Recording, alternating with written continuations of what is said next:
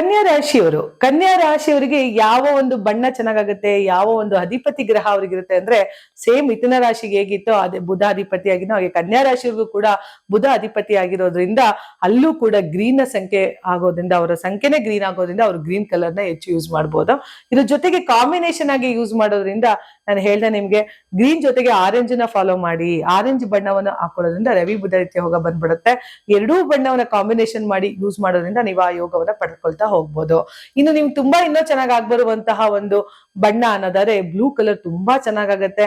Dark blue ಅಥವಾ light blue ಯಾವ್ದನ್ನಾರು use ಮಾಡಿ. ಹಾಗೆ ಪಿಂಕ್ ಕೂಡ ತುಂಬಾ ಚೆನ್ನಾಗಿ ಬರುತ್ತೆ ನಿಮ್ಗೆ. ಜೊತೆಗೆ ಕನ್ಯಾ ರಾಶಿಯವರಿಗೆ ತುಂಬಾ ಚೆನ್ನಾಗಿ ಒಂದು ಕಲರ್ ಅಂದ್ರೆ ಹಾಕಿದ ತಕ್ಷಣ ತುಂಬಾ ಚೆನ್ನಾಗಿ ಕಾಣಿಸ್ತೀವಿ ಅಂತ ಅಂದ್ರೆ ನೋಡಿ, ಅವ್ರು ಡಾರ್ಕ್ ಕಲರ್ ನ ಹಾಕಿದ್ರೆ ತುಂಬಾ ಚೆನ್ನಾಗಿ ಕಾಣಿಸ್ತಾರೆ. ತುಂಬಾ ಪಾಸಿಟಿವ್ ಆಗಿ ಎನ್ಹಾನ್ಸ್ ಆಗ್ತಾ ಹೋಗುತ್ತೆ. ವೈಟ್ ಕೂಡ ನೀವು ಫಾಲೋ ಮಾಡ್ಬೋದು. ವೈಟ್ ಕೂಡ ನಿಮ್ಗೆ ಒಳ್ಳೆ ರಿಸಲ್ಟ್ ನ ಕೊಡ್ತಾ ಹೋಗುತ್ತೆ. ಹಾಗೆ ನೀವು ಬ್ಲಾಕ್ ನು ಕೂಡ ತುಂಬಾ ಫಾಲೋ ಮಾಡ್ಬೋದು. ಯಾಕಂದ್ರೆ ಬ್ಲಾಕ್ ನಿಮ್ಗೆ ತುಂಬಾ ಚೆನ್ನಾಗುತ್ತೆ. ಯಾಕಂದ್ರೆ ಮಿಥುನ ರಾಶಿಯವರಿಗೆ ಮತ್ತೆ ಕನ್ಯಾ ರಾಶಿಯವರಿಗೆ ಬ್ಲಾಕ್ ಕಾಂಬಿನೇಷನ್ ವರ್ಕೌಟ್ ಆಗೋದು.